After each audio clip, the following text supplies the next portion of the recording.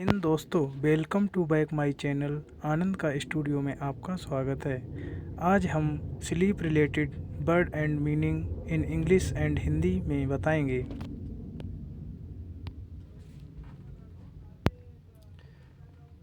हिंदी में अलार्म लगाना बोलते हैं और इसे इंग्लिश में सेट कहते हैं। हिंदी में अलार्म बजना बोलते हैं और इंग्लिश में गो ऑफ बोलते हैं।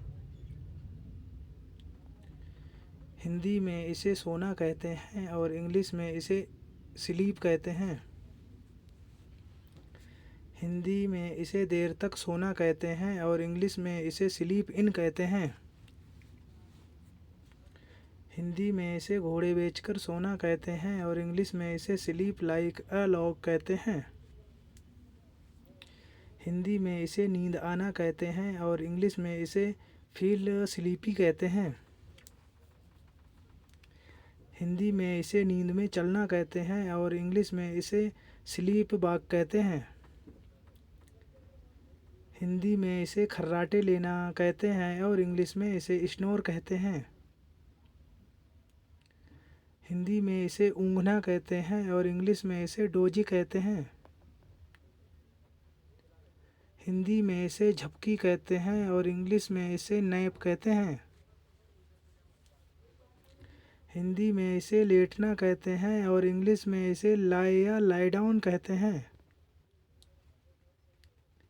हिंदी में इसे पीठ के बल सोना कहते हैं और इंग्लिश में इसे स्लीप ऑन बैक कहते हैं।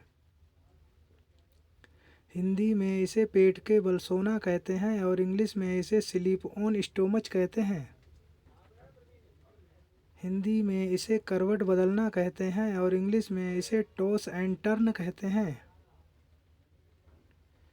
हिंदी में इसे सुलाना कहते हैं और इंग्लिश में इसे पुट समवन टू बेड या स्लीप कहते हैं।